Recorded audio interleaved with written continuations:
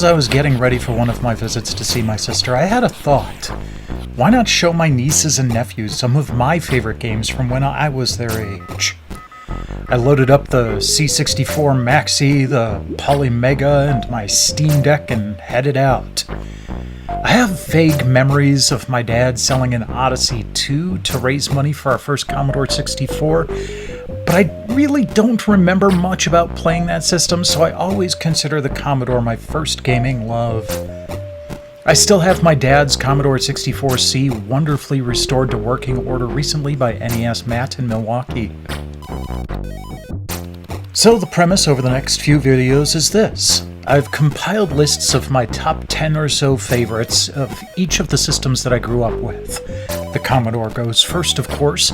Next up will be the NES, then the Sega Genesis, some DOS and early Windows classics, then finally the original PlayStation.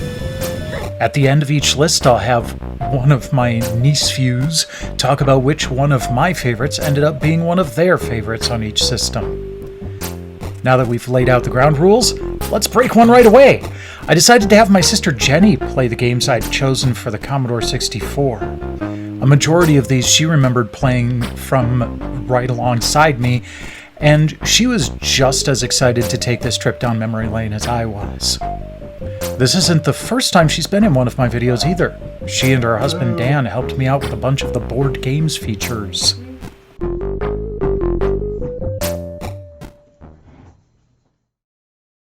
Time to get cracking on the games, and we will start with what's probably my absolute favorite on the system, Bruce Lee. A few of the games on this list are precursors to genres we all take for granted these days, and this one almost feels like a Metroidvania, or at the very least an adventure platformer. It's a short one, as I can usually zip through a loop in about 15 minutes, but I still go back to it every once in a while, and since it showed up on the Evercade C64 Collection Volume 1 and Antstream, renamed just to Lee, I can easily pick it up when the mood strikes. One fun aspect of this game is that a second player can grab a controller and play simultaneously, taking control of the green sumo. Some might use that to make things more difficult for the titular hero, but my sister would do so to keep the ninja off my back while I collected the lanterns. An unofficial sequel, Bruce Lee 2, was released in 2015, and it is every bit as enjoyable, adding a few new tricks such as the ability to swim.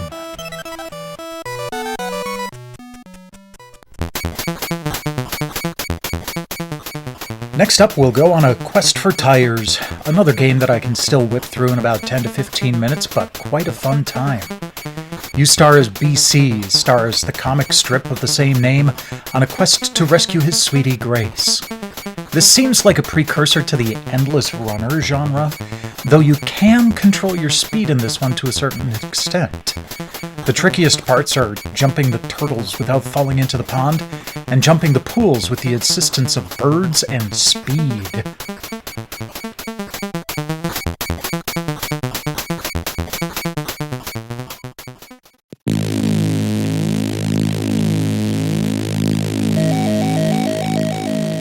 The third game on this list is Aztec Challenge. I had this one standalone for a long time before it came along with the Solid Gold Top 20 collection that was the first title I ever purchased with my own money. Honestly, the first level is probably the toughest, requiring reflexes that were much better when I was under 10 years old, rather than now when I'm over 40. I did manage to complete a loop in my youth, though. I still hold out hope I might still be able to do it again someday with a little bit of practice.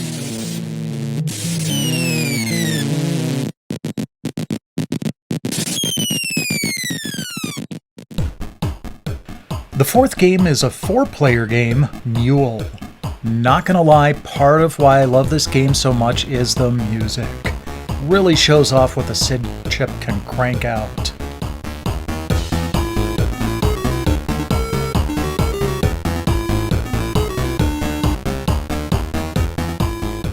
This one's a sort of colony-building sim with a focus on economics of trade, cleverly placing your land plots to optimize production, and a little bit of luck. This was one of the few games we'd play as a family when I was young, and I'd always pick the flapper. Can't say no to a bit of extra cash as a nest egg. If you want to see more of this game, I covered it as a way back episode in July of 2018.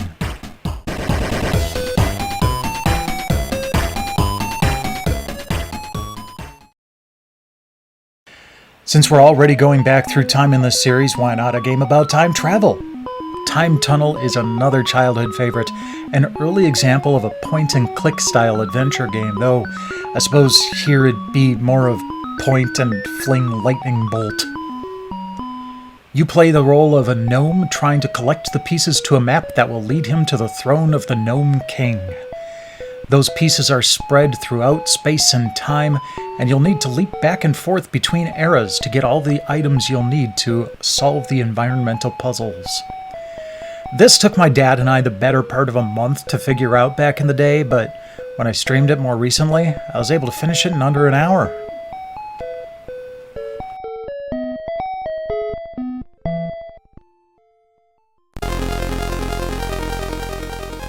Next up, we'll check out the Racing Destruction set. This is an interesting one as it has a lot of depth to it for a racing game of the period. You can choose which vehicle to drive, each with very distinct stats. You can load up trap weapons as long as you don't go over a weight limit. And then the pièce de résistance, you can build your own tracks. The tracks can have different terrain types like sand and ice, and you can even change the mavity inflicted on the vehicles during your race. This was definitely a title that swallowed a fair bit of time as a kid, and I'm still waiting for a remake. Come on, EA, bring it on!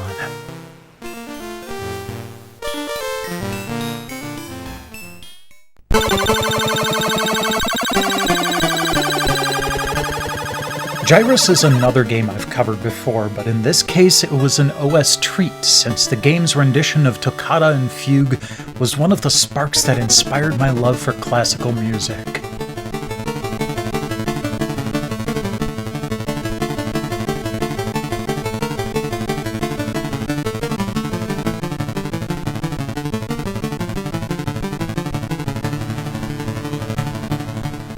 The game itself is a great spin on the classic Space Invaders and Galaga formula, and while I don't think I've ever managed to make it past Jupiter, I did get to see my dad complete a loop and arrive back at Earth. The C64 version was the first one I'd played, not even touching the arcade version until more recently when it showed up at the local garcade.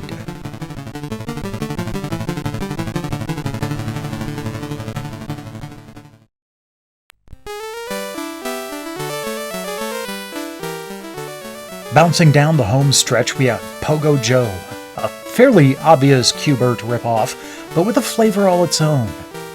The stages have weird names like Home and Durham and Next Stop Rollerama, and they all have very different level designs rather than just the same pyramid over and over. And I don't know if it's just me, but these pillars all look like they're, I don't know, carpeted on the sides. Even though I had Q*bert available on the C64 and loved that game as well, Pogo Joe still has a scratching post-shaped spot in my heart.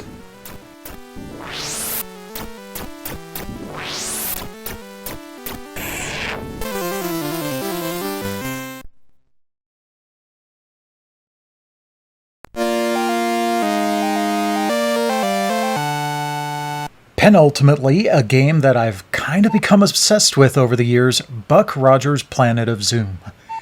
This one captivated me due to the pseudo 3D effects and the interesting sound effects and music.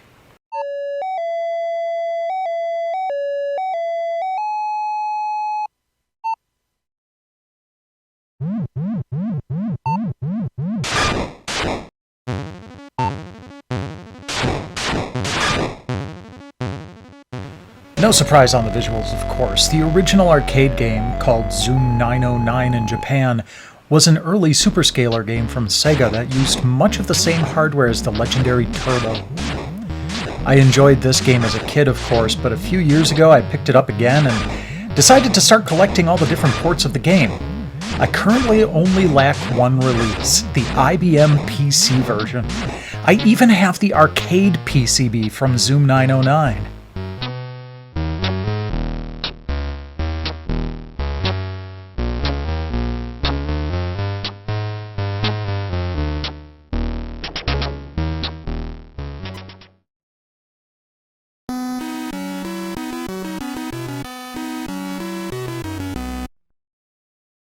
Lastly, another top favorite of mine right up there with Bruce Lee, Jumpman Jr., or Jumpman 2 in the PAL regions.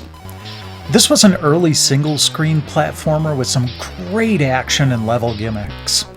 As much as I love this game, I've only gotten past the 5th level 2 or 3 times over the years. Figure Its Revenge feels like what modern platformer aficionados would call a Kaizo level, with each bomb you collect changing the level in some way, some of which dooming you to a reset or an instant death. Nowadays, you can find it on Evercade Collection Volume Number 3 and Antstream Arcade, and I can't recommend it enough.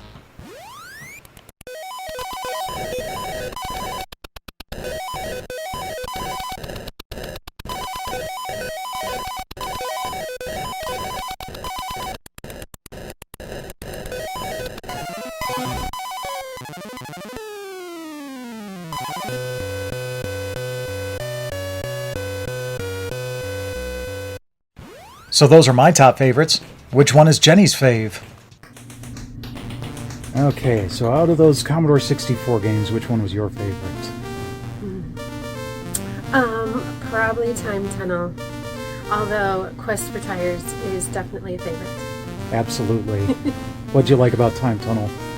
I like puzzle games, and so Time Tunnel fits that bill. There's things to do, as opposed to Quest for Tires, which is pretty simple and just keep going. Yep.